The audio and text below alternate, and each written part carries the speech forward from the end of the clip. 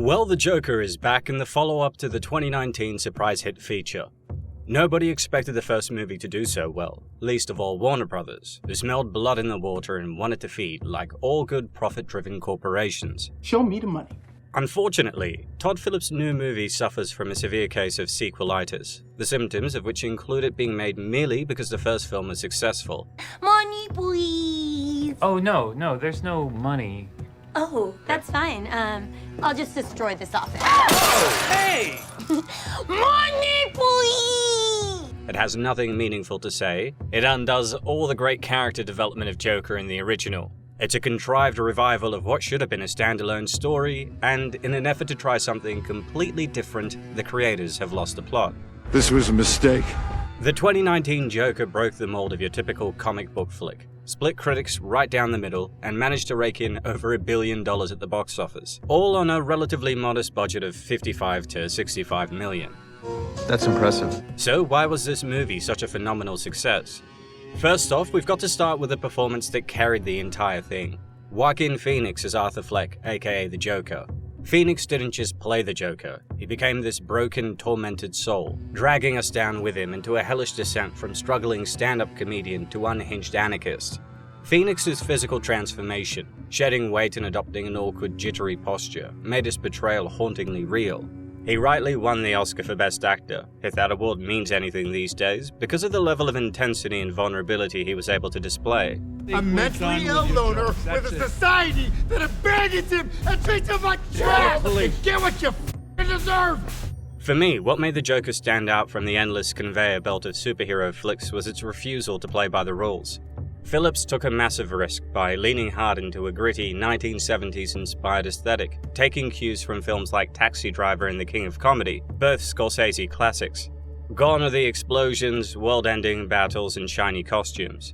In their place, we got the grimy, decaying streets of Gotham City, full of tension and social unrest. It was a slow-burn character study, not a flashy action romp, and that's what set it apart. Another key factor in its success was the way it tackled mental illness and societal neglect. It's not just a film about a villain, it was about a man failed by a crumbling system. Arthur Fleck is isolated, ignored, and ridiculed with no one there to guide him. I don't know why everyone is so rude. I don't know why you are. How about just a little bit of f***ing decency? What is it with you people? You say that stuff to my mother? She's crazy. While some argue that the film glorified violence or victimhood, Phillips walked a fine line, making us empathize with Arthur's plight without excusing his actions. The movie sparked heated debates, and love it or hate it, it got people talking, and talking is what sells tickets. I used to think that my life was a tragedy, but now I realize it's a f***ing comedy. Visually, the film was stunning. Lawrence Sherr's cinematography immersed us in Gotham's decay, with its muted tones and claustrophobic framing mirroring Arthur's mental state. Hilda Guadendorfer's Oscar-winning score, a chilling mix of brooding strings and unsettling melodies, further pulled us into Arthur's world, making his unraveling all the more palpable.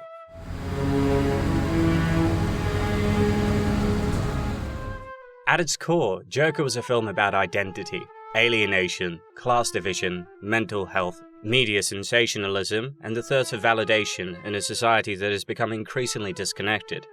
You've been working on any new material? You want to tell us a joke?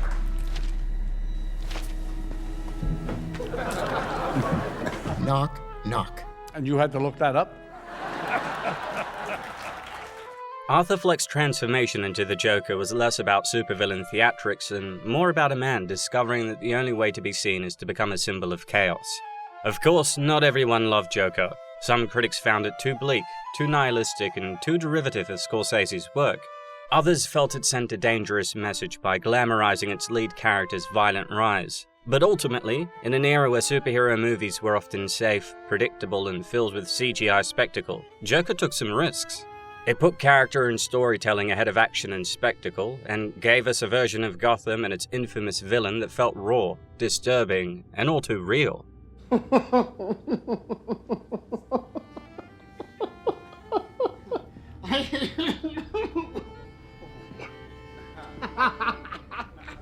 Todd Phillips decided to follow up the monumental success of the original Joker with, well, something very different.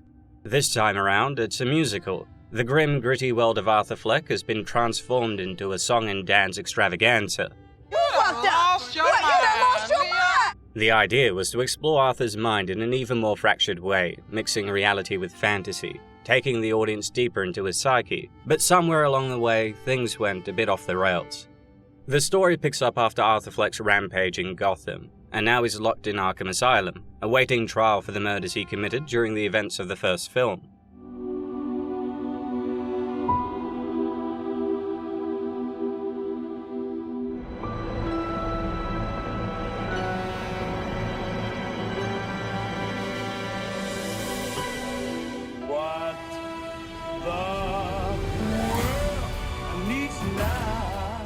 While Gotham is still reeling from the chaos he unleashed, his trial becomes the centerpiece of the film.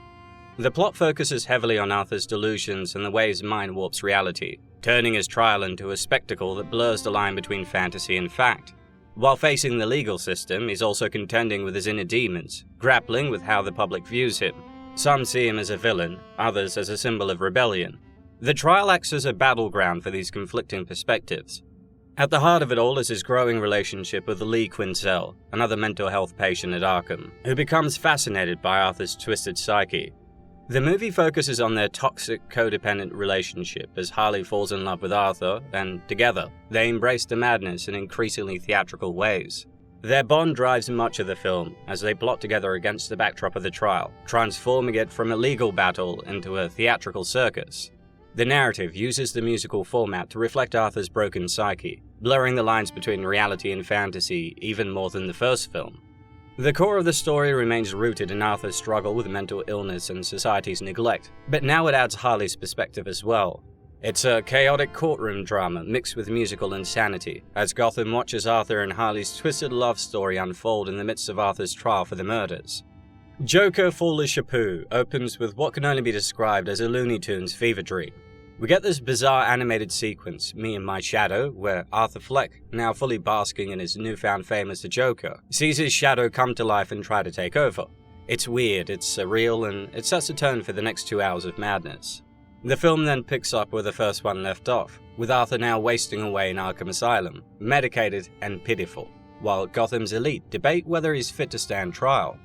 You've got Harvey Dent hungry for the death penalty, and Arthur's lawyer trying to argue that Joker is a separate identity, some dark alter ego that poor Arthur can't control. It's a half-baked courtroom drama that's supposed to be the backbone of the plot, but falls apart at every turn. After 2 years in Arkham for the murder spree we saw in the first film, Arthur's become something of a punching bag for the guards, especially Brendan Gleeson's sadistic Jackie Sullivan.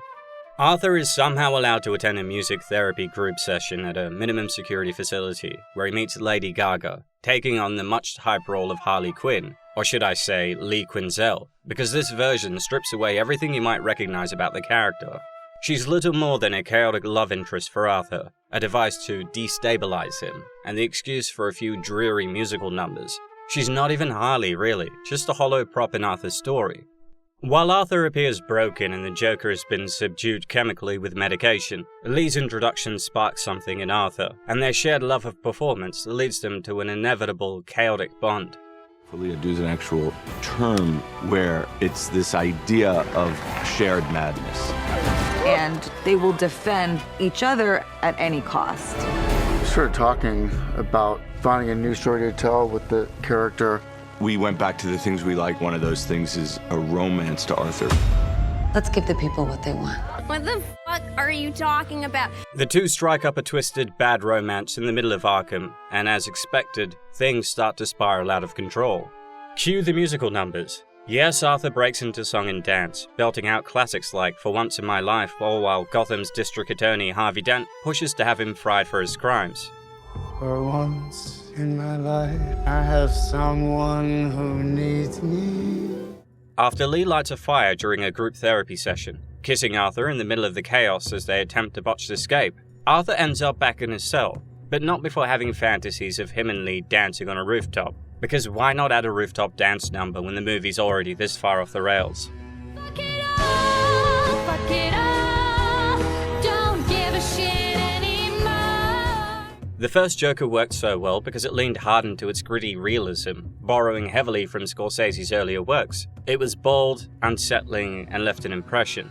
But Folie, it's like Phillips ran out of ideas. The tension and dread from the first film are gone, replaced by a series of pointless musical numbers that do little more than fill the runtime. Sing hallelujah, come on, get happy. Get ready for the judgment. We had to perform live and perform the songs in ways that maybe weren't the most beautiful renditions of the song. My biggest frustration here is that the film can't decide if it wants to explore whether Arthur is rehabilitated or if he's still the same ticking time bomb. So you're stuck waiting for him to snap, which just makes everything feel like a slow, predictable burn.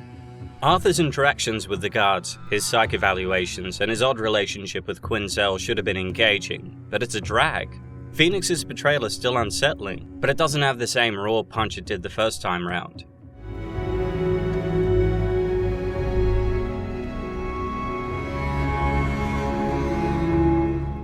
Firing his lawyer, Arthur represents himself as Joker and makes disparaging remarks about the prison guards at Arkham. This leads to a Diddy Freakoff-inspired scene where the guards increase the abuse to unimaginable levels, and all I kept thinking was that nobody wants to see this, except for Diddy, and he's in jail so he can't buy a ticket anyway.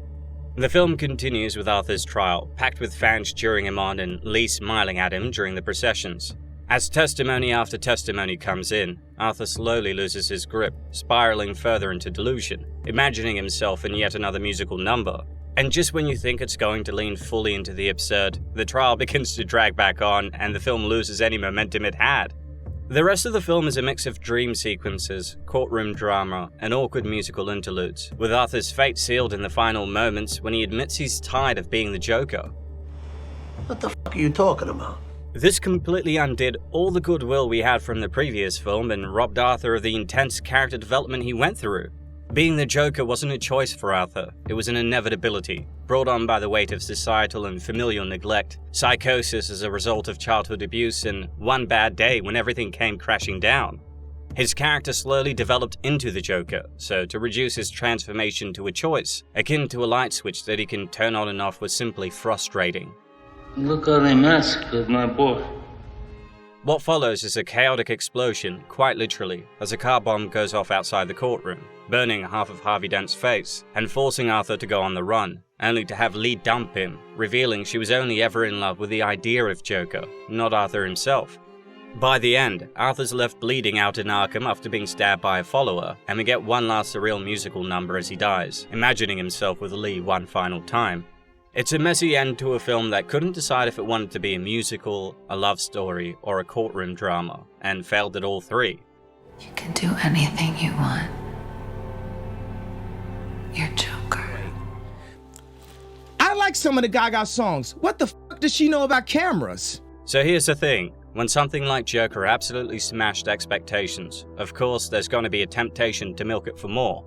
A sequel was inevitable, but that doesn't mean it was a good idea. Sometimes lightning doesn't strike twice in the same place, and Foolish Apu is proof of that. It seems like Todd Phillips either regrets making the first Joker, or was not thrilled about being dragged into making a sequel, as this thing was dripping with contempt and self-loathing. Despite all the hype and the bold promise of a musical sequel, Joker, Foolish Apu is a joyless, lumbering mess that feels like it resents ever being made, and worst of all, it's boring. I'm not the only one that thinks this. There's finally a consensus on Rotten Tomatoes, with both the audience and critics agreeing this film sucked, and it's also the first comic book-inspired film ever to receive a failing grade on CinemaScore.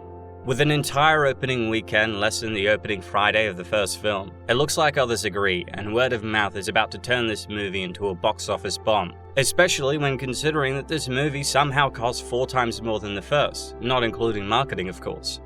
The sequel just feels bloated. You've got dream sequences that drag on long after the point's been made, turning what could have been a tight emotional follow-up into something resembling The Matrix Resurrections, self-aware, overindulgent, and completely unnecessary.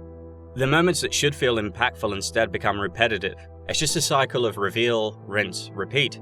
What's the point? I mean, if Fight Club had a sequel that explained Tyler Durden's origins, it'd completely undermine the mystery and punch of the original. That's exactly what Foolish Apu does. It digs into Arthur's vulnerabilities and then smothers them under endless musical numbers and meandering subplots. Phillips promised something bold, something bombastic, but what we get is a film embarrassed to embrace its own musical concept. The songs are awkward, half-hearted, and feel more like filler than any genuine exploration of Arthur's psyche. They're meant to reflect Arthur and Lee's shared madness, but they end up feeling more like a distraction than anything meaningful. It's clear that Phillips wanted to try something different, but the execution is so clumsy that you wonder why he bothered if he wasn't going to fully commit to it. I hate so much about the things that you choose to be. Joker Folie doesn't work. As a musical, it never quite finds its rhythm or purpose. As a drama, it feels stretched out, unsure of itself, and lacking the bite that made the first film so engaging. And as a love story, it sends a horrible message.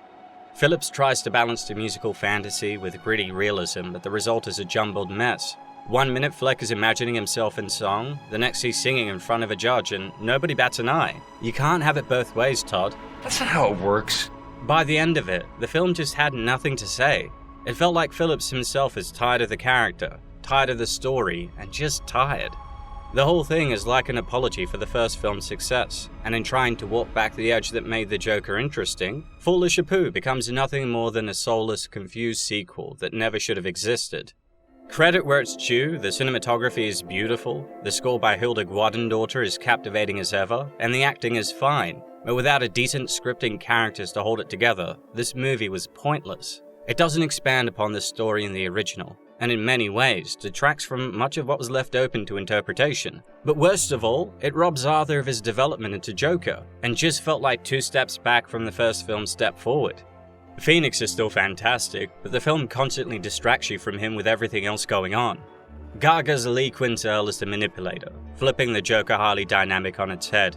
It's an intriguing idea, but the film never fully commits to fleshing her out. She's just a plot device, another missed opportunity in a movie packed with them. The film's biggest sin is that it doesn't really need to exist. The first Joker dug deep into Arthur's psyche, and this sequel doesn't add anything worthwhile. In the end, Folie feels like a pale imitation of its predecessor, dragging out a story that didn't need more elaboration. It's a confused rehash of the first film, with none of the tension or emotional depth that made the original so compelling. And by the time the final scene rolls around, you can't help but feel that you've wasted your time. Watching this mean-spirited and contemptuous mess, I couldn't shake the impression that Phillips is trying to burn everything he built to the ground to prevent the studio from making another movie. It isn't just a bad sequel, it's a bad film, a movie that doesn't even want to be here, a confused, overlong catastrophe that wastes its talent and squanders any chance it had of being something memorable. If you were hoping for a triumphant return, well, don't bother, this one's a bust. Arthur, don't do this to yourself. It isn't you. It isn't me. So you don't think this is me? Well, maybe you don't know who I really was. This is the worst. This is the worst. You are the worst. I hate looking at your face. I want to smash it.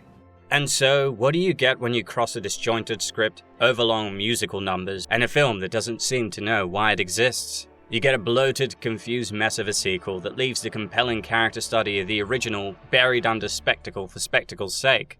All I can say is that I'm glad I was able to watch the Penguin television series as a palate cleanser after this.